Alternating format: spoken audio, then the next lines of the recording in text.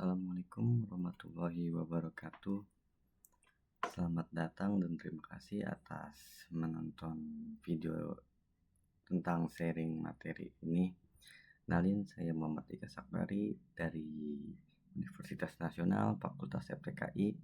Hari ini saya akan membahas tentang topik yang sangat relevan di era digital, yaitu evaluasi keamanan komputer di tengah maraknya serangan cyber.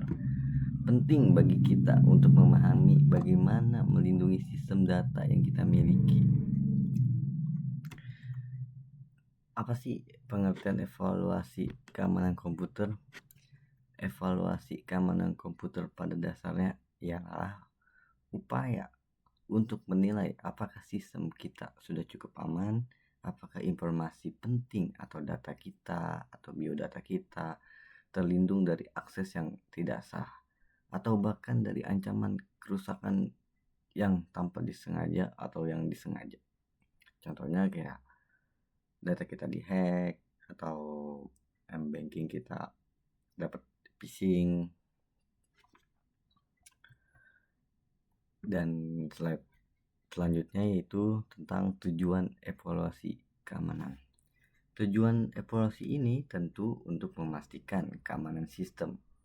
Kita ingin tahu dong, apakah kontrol keamanan kita efektif, apakah sistem kita patuh terhadap standar yang berlaku, dan beberapa besar potensi resiko yang mungkin terjadi.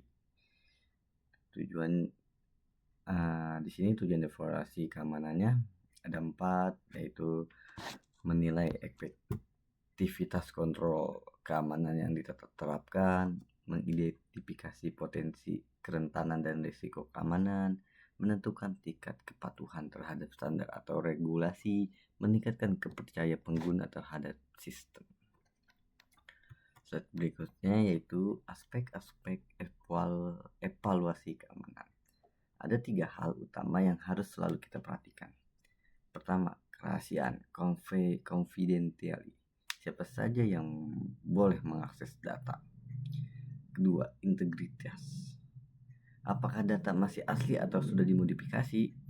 Ketiga, ketersediaan. Apakah sistem siap digunakan kapanpun dan dibutuhkan? Lanjut, slide berikutnya yaitu jenis evaluasi keamanan. Ini di sini jenis evaluasi keamanan menjadi 3 bagian, yaitu pertama aspek teknis seperti hardware, software atau jaringan. Kedua, kebijakan dan prosedurnya adalah SOP, pelatihan atau aturan kerja. Dan ketiga, evaluasi fisik, yaitu seberapa aman ruang server atau perangkat keras kita. Lanjut, slide-nya yaitu ada teknik-teknik keamanan cyber. Beragam teknik digunakan untuk meningkatkan keamanan, misalnya enkripsi untuk menyamarkan data atau token autentik untuk memastikan hanya pengguna sah yang bisa masuk. Enkripsi ini kayak apa contohnya tuh, kayak misalkan sandinya ABCD, lalu kita enkripsi menjadi nomor acak, yaitu bisa jadi kayak DDDD kayak opor kayak abjad ngasal gitu. Selanjutnya di slide berikutnya ada tujuan dan ruang lingkup. Presentasi ini akan mengajak kita memahami metode evaluasi, teknik serangan, dan tentu saja cara pencegahannya. Kita akan bahas dari siphoning dan hingga phishing. Dan slide berikutnya merasakan konsekuensi dari kegagalan keamanan cyber. Kalau sistem kita diretas, dampaknya bisa luar biasa sekali. Dari reputasi perusahaan yang rusak, tuntutan hukum, hingga kerugian finansial yang sangat besar. Mencegah lebih baik daripada menyesal. Kerusakan reputasi, apa sih? Serangan keamanan digital dapat menyebabkan kerusakan masa depan dan citra perusahaan. Potensi masalah hukum ialah perusahaan yang tidak melindungi data pelanggan dengan benar dapat dikenai tuntutan hukum.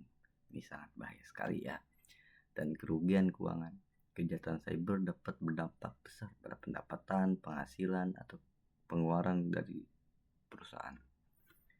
Lanjut dari sistem pemantauan jaringan. Monitoring akses ilegal sangat penting. Kita bisa menggunakan protokol SNP. Apa sih SNP itu? Protokol SNP itu ialah protokol standar yang digunakan untuk mengelola dan memantau perangkat jaringan seperti router, switch, server, printer, dan perangkat IoT dalam sebuah jaringan. Untuk mengamati aktivitas mencurigakan di jaringan dan mendeteksi serangan seperti DDoS, denial of service.